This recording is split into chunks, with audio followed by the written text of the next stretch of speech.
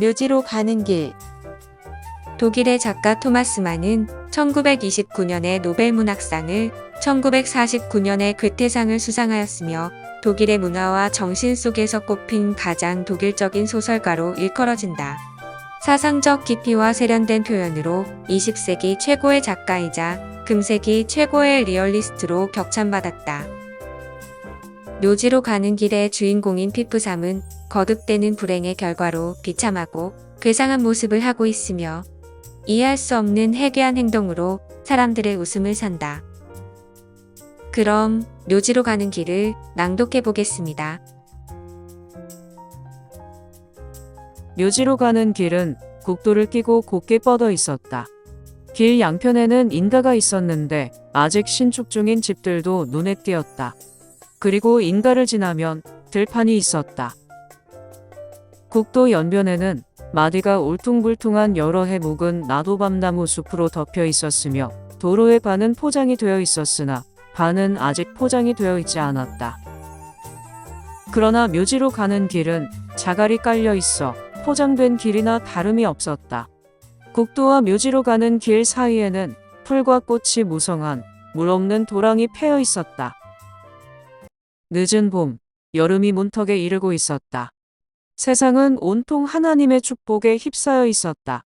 하나님의 피조물인 하늘에는 솜털 같은 뭉게구름이 피어오르고 있었다. 나도밤나무 숲에서는 새들이 지저귀고 살랑거리는 훈풍이 들을 스쳐갔다. 마을 쪽에서는 한 대의 마차가 도시를 향해 국도를 달리고 있었다. 한쪽 바퀴는 포장이 된 쪽을, 다른 바퀴는 포장이 안 된 쪽을 달리고 있었는데 마부는 다리를 쭉 뻗고 곡조에 맞지 않는 휘파람을 불고 있었다. 마차 뒤편에는 누런 강아지가 마부의 반대편을 향해 의젓하고 차분한 모습으로 한 길을 바라보고 앉아 있었다. 그 귀여운 모습이 한 번 안아주고 싶을 정도였다.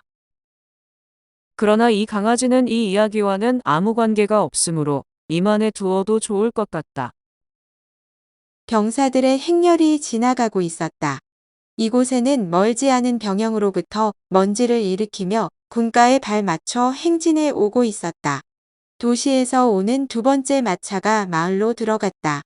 마부는 졸고 있었으며 강아지가 없어 별로 구경거리가 못 되었다. 직공 차림의 두 젊은이가 한 길로 오는 게 보였다. 한 직공은 곱추였으며 다른 젊은이는 체구가 건장하였다. 그들은 아예 장화를 벗어 어깨에 메고 맨발로 마차 뒤를 따르면서 마부와 농담을 주고받고 있었다. 한 길은 알맞게 붐볐다. 그래서 혼잡하거나 사고가 일어나지 않았다. 묘지로 가는 길에는 어떤 사내 하나가 걷고 있을 뿐이었다. 그는 고개를 떨어뜨린 채 검은색 지팡이에 몸을 의지하고 천천히 걸었다. 그는 루프고트 피프삼이라는 사내였다. 그의 이름을 잘 기억해둘 필요가 있다. 그는 아주 괴상한 사내였으므로. 그는 검은 상복 차림이었다. 사랑하던 사람들을 찾아 묘지로 가는 길이었다. 낡아서 빳빳하게 된 실크 모자를 쓰고 반지르르하게 달아빠진 프로코트와 통이 좁고 짤막한 바지를 입고 있었다. 그리고 손에는 군데군데 구멍이 뚫린 에나멜 칠을 한 장갑을 끼고 있었다. 후골이 유난히 크며 가늘고 긴 그의 목이 역시 다 떨어진 스탠딩 칼라 위로 불쑥 솟아 있었다. 그는 가끔 묘지가 얼마나 남았나를 살피기 위해 고개를 쳐들면서 이상한 표정을 지었다. 그의 얼굴은 쉽게 잊혀지지 않을 만큼 특이한 얼굴이었다. 면도를 깨끗이 한 얼굴은 몹시 창백했다. 움푹 들어간 양볼 사이에는 끝이 뭉툭한 유난히 붉은 콧날이 서 있었으며 작은 종기가 군데군데 나 있어 매우 우스꽝스러운 모습이었다. 붉은 코가 깡마르고 창백한 얼굴과 좋은 대조를 이루면서 어딘가 균형을 잃고 있었다. 익살스럽게 보이는 것이 흡사 사육제 때의 가면코를 연상시킬 만큼 이상하고 우습게 보였다. 그러나 그것은 오히려 약과였다. 양 끝이 축 처진 커다란 입을 꽉 다물고 앞을 바라볼 때마다 희끗희끗한 눈썹이 모자 차양을 건드렸다. 또한 빨갛게 총열된 눈에는 수심이 가득해서 얼핏 보기에도 우리가 동정해야 할 그런 얼굴이었다. 로프고트 피프삼의 육모는 한마디로 말해서 기분 좋은 것은 못 되었다. 더구나 이렇게 맑게겐 화창한 날씨에는 어울리지 않았다. 사랑하던 사람의 묘지를 찾아가는 형색으로는 너무 비참한 차림이었다. 그러나 그의 심중에는 그럴 만한 사유가 충분히 있었다. 우리는 그 점을 충분히 이해해야만 할 것이다. 그는 지금까지 억눌려 살아왔다. 어떤 식으로 여러분들처럼 매사가 즐겁기만 한 사람들에게 그 까닭을 설명하기란 그리 쉬운 일이 아니리라. 그저 불행했었던 것이겠지? 그렇지 않겠어? 세상에서 버림을 받았을 테고 여러분은 단순하게 생각할지 모른다. 사실 그는 그의 외모가 말해주는 것처럼 그런 비참한 생활을 했다. 나중에 이야기하겠지만 그는 술을 꽤 좋아했다. 그는 아내를 잃고 호라비가 되었으며 세상에서 버려진 몸이었다. 이 세상에 사랑하는 사람이라고는 하나도 없었다. 레프첼트 가문 태생의 그의 아내는 반년 전에 셋째 아이를 낳다가 세상을 떠났다. 그리고 그 아이도 이어 다른 두 아이도 잃게 되었다. 하나는 장티푸스로 죽고 다른 아이는 특별한 병도 없이 시름시름 앓다가 죽었다. 아마 영양실조가 아니었나 싶다. 그러나 부르는 거기에서 끝나지 않았다. 얼마 안 되어 직장에서마저 불명예스러운 일로 쫓겨났다. 이런 불행의 연속이 그의 마음을 시들게 하였다. 처음에는 그러한 불행을 참고 견디려고 했으나 때때로 그것이 그를 우울하게 만들었다. 그러던 중 아내와 자식들을 잃고 마음을 의지할 곳이 없게 되면서 좋지 않은 습성이 몸에 배게 되고 정신적인 의지력을 잃고 말았다. 그는 어느 보험회사의 일자리를 얻었으나 월급이라고는 겨우 90마르크에 불과한 말단석이었다. 그러나 심신이 혼란한 까닭에 몇 번씩 실수를 저질러 여러 차례 견책을 받았으며 마침내는 불신을 받아 쫓겨나고 말았다.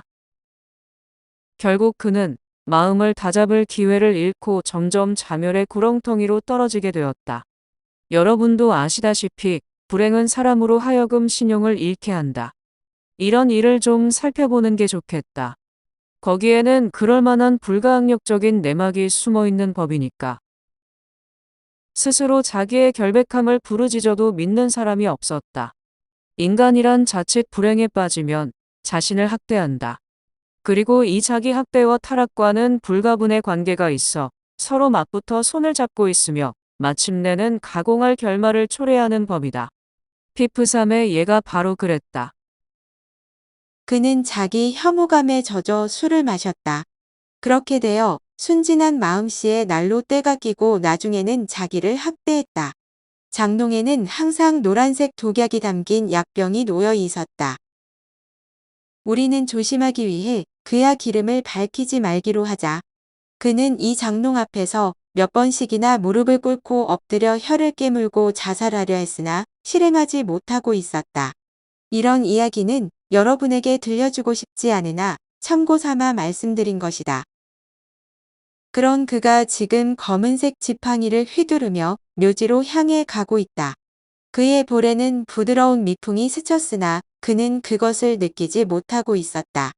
그저 눈썹을 치켜세우고 슬픈 듯한 눈으로 앞을 바라보고 걷고 있을 뿐이다. 실로 그는 비참할 정도로 타락한 사람이었다. 그는 등 뒤에서 무슨 소리가 들려왔으므로 귀를 기울였다. 그 소리는 먼 곳에서부터 점점 가까이 들려오고 있었다. 그는 돌아서서 걸음을 멈추었다. 그것은 자전거가 달려오는 소리였다. 자전거 바퀴가 자갈길을 달리면서 쇠하는 소리를 내고 있었다. 빠른 속도로 달려오던 자전거가 피프삼 때문에 속도를 늦추었다. 어느 젊은 청년이었다. 그는 세상 근심이라고는 전혀 모르고 자란 소풍객이었다. 그 청년은 자기가 세상에 알려진 위대한 사람이나 유명인사의 한몫 끼는 일 같은 건 생각해 본 적이 없었다. 그는 어느 공장에서 만든 중질의 자전거를 몰고 소풍을 나선 길이었다. 잘해야 200마르크가 될까 말까 한 자전거로 시골길에 소풍을 나선 것이다. 재빨리 도심을 벗어나 반짝거리는 페달을 밟으며 하나님이 지으신 자연을 즐기며 달리고 있던 참이었다. 자, 힘껏 달리자. 청년은 멋진 셔츠에 회색 코트를 입고 운동용 각반을 찼으며 머리에는 야릇한 모자를 쓰고 있었다. 갈색 줄무늬가 있고 중앙에 단추가 달린 이상한 모자였다. 그 모자 밑으로 긴 금발이 흘러내렸으며 번갯불처럼 파란 눈이 반짝거렸다. 그는 힘차게 달려오더니 배를 시끄럽게 울렸다. 그래도 피프삼은 비킬 줄을 모르고 그저 그 활기에 넘친 청년을 빤히 바라보고 있었다. 그래서 화가 난 청년은 재려보는 듯한 눈으로 피프삼을 쏘아보고는 옆으로 지나치려고 했다. 피프삼은 다시 걸음을 내딛다가 청년이 그의 앞에 이르자 제법 무게 있는 어조로 천천히 입을 열어 이렇게 말하는 것이었다. 9707번이었구먼. 피프삼은 자기를 노려보는 젊은 친구의 눈길을 의식하고 입을 다물며 다른 곳을 바라보는 채했다. 청년은 손으로 안장 뒤를 잡고 천천히 자전거를 몰면서 이렇게 물었다. 뭐라고요? 9707번이라고 했지. 피프삼은 계속해서 뭐 별다른 뜻이 있어 말한 것은 아니라네. 나는 자네를 고발하려고 생각했을 뿐이니까. 뭐라고요? 나를 고발하다니요? 청년은 이렇게 묻고는 몸을 돌려 페달을 밟았다. 자전거를 너무 천천히 몰았으므로 핸들을 잡고 겨우 몸의 균형을 유지했다. 고발을 해야지. 피프삼은 넘겨짚고 이렇게 말했다. 무엇 때문에 그렇죠? 청년은 이렇게 물으며 자전거에서 내려왔다. 그는 매우 궁금한 모양이었다. 그건 자네가 더 잘 알 게 아닌가? 아니요. 전 전혀 모르겠는데요. 그렇게 시치미를 떼다니. 정말 모르겠는데요. 청년은 이렇게 말한 뒤 자전거를 다시 타면서 좋으실 대로 하시지. 하고 급히 떠나려고 했다. 난 자네를 고발하겠어.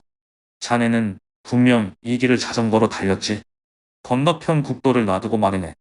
묘지를 자전거로 달리지 않았나? 그렇지만 여보시오. 화가 치민 청년은 화를 억누르고 억지로 웃으면서 이 길에는 다른 자전거 자국도 많이 있소. 여기는 누구나 자전거를 타고 다니는 길이잖소? 그건 내가 알 바 아니지. 그렇다면 어서 고발하시구려. 그게 당신의 취미인 것 같으니. 청년은 크게 외치고는 자전거에 올라탔다. 잘못하여 넘어져서 웃음거리가 되는 일은 없을 정도로 능숙하게 안장에 앉더니 힘껏 자전거를 몰았다. 그래도 자네는 여전히 이 길에서 자전거를 타겠다 이거지? 그럼 할 수 없이 고발할 수밖에. 피프삼은 떨리는 목소리로 외쳤다. 청년은 딱하다는 듯이 그러나 조금도 개의치 않고 속도를 내었다. 만일 여러분이 이때의 로프고트 피프삼의 모습을 보았다면 몹시 놀랐을 것이다. 그는 입술을 어찌나 꼭 다물었던지 두 볼이 붉어지고 코는 완전히 일그러졌으며 억지로 치켜진 눈썹 밑으로 눈을 부릅뜬 채 떠나가는 자전거를 미친 사람처럼 노려보고 있었다. 느닷없이 그는 얼마 가지 못한 자전거를 뒤쫓아가더니 안장을 붙들고 늘어졌다. 입을 꼭 다물고 앞으로 나아가려고 비틀거리는 자전거에서 눈을 떼지 않고 실랑이를 벌였다. 이런 광경을 본 사람이면 누구나 이렇게 의심하기에 알맞았다. 즉 그 사나이가 심술이 나서 젊은이가 자전거 타는 일을 방해하고 있거나 아니면 자전거에 매달려 가다가 나중에 자기도 올라타 반짝이는 페달을 함께 밟으며 하나님께서 창조한 대자연 속으로 함께 달리겠다는 심보가 아닌가. 이렇게 되자 이제는 그 젊은이의 기세가 험악해졌다. 그는 한쪽 다리로 몸을 가누면서 오른손으로 피프삼의 가슴을 힘껏 내리쳤다. 그 바람에 자전거와 함께 비틀거리면서 그는 이렇게 위협을 했다. 이놈의 작자가 술이 취했나? 한 번만 더 방해해 봐라. 죽도록 때려줄 테니. 알아듣겠어? 뼈가 두 동강이 날 테니. 명심하라고. 그는 노기등등해서 외치고는 모자를 눌러 쓰고 다시 자전거에 올랐다. 그도 여간 내기가 아니었다. 그는 자전거에 얌전히 오르더니 페달을 힘껏 밟으며 쓱쓱 앞으로 나아갔다. 피프삼은 사라져가는 그의 뒷모습을 멍하니 바라보았다. 멍청하게 선체로 거품을 내뿜으면서 젊은이를 노려보았다. 청년은 아무 일도 없었다는 듯이 태연하게 달리고 있었다. 넘어지거나 다른 사고도 없었으며 타이어도 그대로였으며 돌멩이 하나 방해받지 않고 기분 좋게 달렸다. 그런 청년을 보자 피프삼은 큰 소리로 마구 욕설을 퍼부었다. 그 소리는 짐승이 으르렁거리는 소리지 사람의 목소리가 아니었다. 자전거에서 당장 내리란 말이야. 그는 목이 터져라 외쳤다.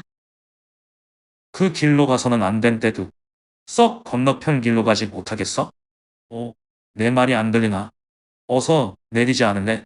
내 놈을 당장 고발할 테니 두고 보라지. 야, 이놈아. 그 자리에 곤두박질이나 쳐라. 저놈을 그냥 뭉개버릴 테다. 구두발로 얼굴을 지지겨 버리겠다. 이 나쁜 자식아. 여러분들은 일찍이 이런 광경을 보지 못했을 것이다. 묘지 입구에서 마구 욕설을 퍼붓는 사나이.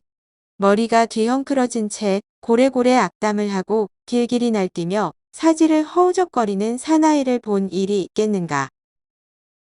자전거는 완전히 시야에서 멀어졌으나 피프삼은 제자리에서 여전히 날뛰며 악담을 퍼붓고 있었다. 저 나쁜 놈을 잡아라. 저 놈을. 저 흉측한 놈이 묘지길을 자전거를 타고 갔단 말이야. 저 주리를 들 날 강도 같은 놈을. 저런 놈은 껍질을 벗겨 놓아야 내 속이 시원하겠는데. 이 경 같은 놈아. 이 불안당아. 이 천치밥통아. 무식한 깡패놈아. 어서 당장 내리지 않을 테야. 어서 당장 내려. 저 놈을 붙들어 쓰레기통에 쳐넣을 자는가. 저 악당을 뭐 되지 않게 산책을 한다고? 묘지 입구에서 무슨 되지 않은 개수작이야. 뻔뻔스러운 강도 같으니라고. 되지 못한 원숭이 새끼 같은 놈아. 번개 같은 푸른 눈가를 한 놈아. 그래, 내 놈이 무엇을 어떻게 한다고 했지? 피프삼은 어떻게 흉내도 낼 수 없는 욕설을 마구 퍼부었다. 개거품을 내뿜으면서 찢어지는 목소리로 악담을 늘어놓았다. 거의 광적으로 발광을 하는 것이었다. 국도 쪽에서 바구니를 낀 아이들과 테리어 종자의 개 한 마리가 달려오더니 도랑을 넘어와 고래고래 고함을 지르는 피프삼을 에워싸고 호기심에 가득 찬 눈으로 일그러진 그의 얼굴을 바라보고 있었다. 저쪽 신축 공사장의 일꾼들과 점심을 먹으러 돌아오던 농부들도 분위기가 심상치 않음을 알아채고 달려왔으며 나중에는 부인들까지도 길을 건너 사람들이 모여있는 곳으로 몰려들었다.